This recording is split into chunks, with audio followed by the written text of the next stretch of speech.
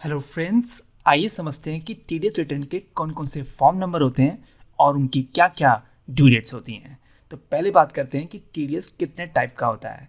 TDS दो type का होता है, एक सैलरी के ऊपर और एक सैलरी के अलावा बाकी सेक्शंस वाला। जो सैलरी वाला होता है इसका फॉर्म नंबर होता है 24Q।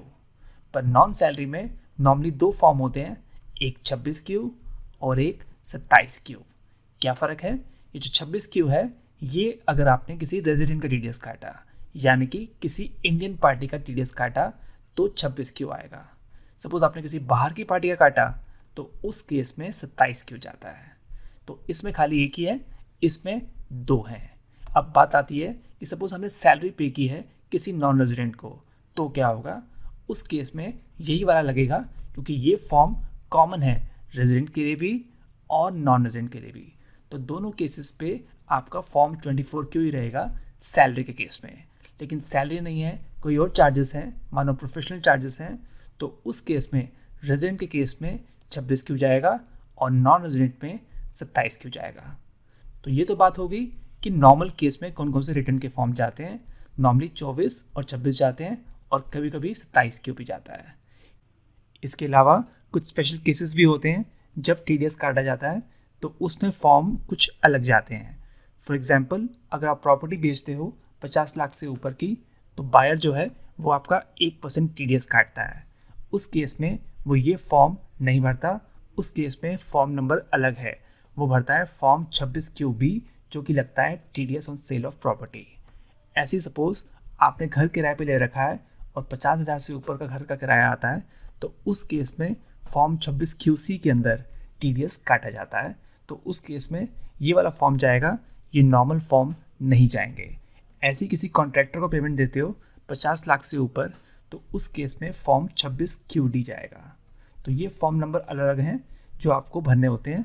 नॉर्मली 24 और 26, कभी कभी 27, और ये वन टाइम है। कभी कभी सपोज प्रॉपर्टी बेची तो 26QB, किराए पे किया तो QC, और कॉन्ट्रैक्टर को पेमेंट की तो QD।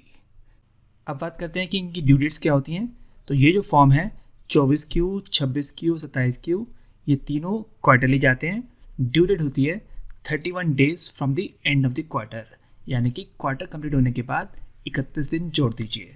For example, April to June की बात करें तो आपको भरनी है ये 31 जुलाई तक, क्योंकि क्वार्टर कंप्लीट होता है 30 जून को। उसके बाद आपको 31 डेज ऐड करने हैं। इसकी भी सेम होती है 31 days from the end of the quarter. ये भी क्वार्टरली जाती है और ये भी क्वार्टरली जाती है, यानी कि 3 महीने में एक बार जाती है। अब बात करते हैं इन फॉर्म्स की।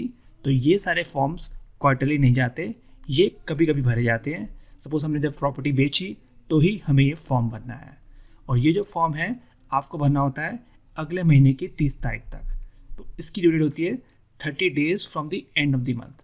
मानो आपने प्रॉपर्टी भेजी थी 20 मार्च को, तो आपको ये 30 अप्रैल तक भरना है, क्योंकि अगले महीने की 30 तारीख इसकी ड्यू डेट है। आइए अब ये समझते हैं कि टीडीएस रिटर्न की ड्यू डेट्स में क्या क्या चेंजेस आए हैं बिकॉज ऑफ लॉकडाउन। तो पहले बात करते हैं 24Q, 26Q और 27Q की। याद करिए, इसकी रिटर्न जाती है क्वार्टरली और ड्यू डेट होती है 31 days from the end of the quarter. आइए इसे चार्ट से समझते हैं। हमारे 4 क्वार्टर्स होते हैं, क्वार्टर 1, क्वार्टर 2, क्वार्टर 3, क्वार्टर 4। पहला क्वार्टर हो गया अप्रैल से जून, दूसरा जुलाई से सितंबर, तीसरा अक्टूबर से दिसंबर, और चौथा जैन टू मार्च। अब बात करते हैं ड्यू डेट की। तो लिखा है 31 days from the end of the quarter. ये जो क्वार्टर है ये एंड हो रहा है 30 जून को, तो उसके बाद आपको 31 डेज जोड़ने हैं। 30 जून के बाद 31 डेज जोड़ेंगे तो आपका आएगा 31 जुलाई। तो इसकी ड्यू डेट है 31 जुलाई। ऐसी इसकी बात करें, 31 डेज जोड़ें तो इसकी होगी 31 अक्टूबर, क्योंकि 30 सितंबर के बाद आपको 31 डेज जोड़ने हैं। ऐसे ही यहाँ पर भी आपको 31 दिसंबर के बाद 31 डेज जोड़ने हैं, तो ये होगी 31 जनवरी। लेकिन आखिरी क्वार्टर में अगर आप 31 डेज जोड़ो तो आता है 31 अप्रैल।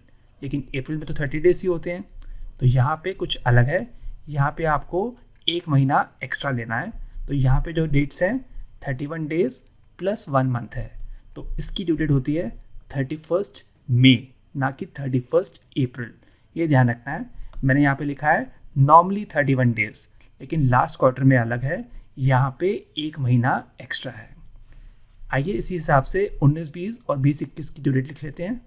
19-20 की बात करें तो ये होगी 31 जुलाई 19, ये होगी 31 अक्टूबर 19, ये वाली 31 जनवरी 20 होगी और ये वाली 31 मई 20 होगी। इस तरह से पहली दोनों 19 और ये वाली 20, क्योंकि हम कर रहे हैं 19-20 की। ऐसे ही 20-21 की बात करें तो पहली दोनों आपकी 20 की होंगी, 31 जुलाई 20 और 31 अक्टूबर 20, और ये दोनों 21 की होंगी।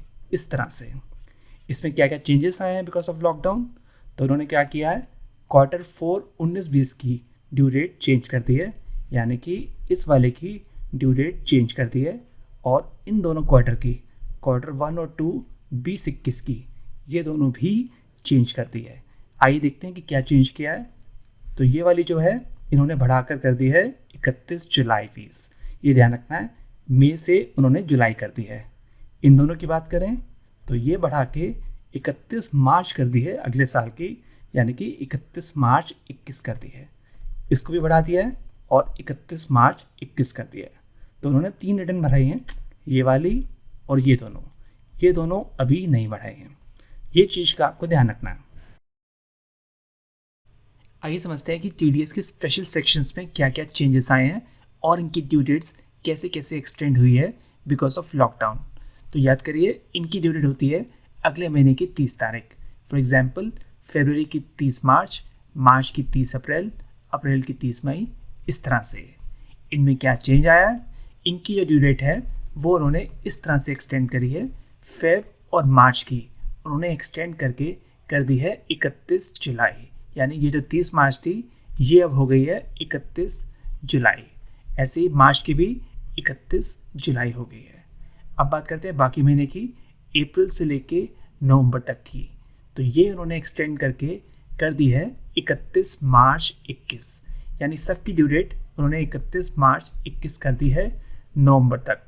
लेकिन दिसंबर की उन्होंने एक्सटेंड नहीं की है, खाली नवंबर तक की उन्होंने एक्सटेंड की है। ये चीज़ का आपको ध्यान रखना है।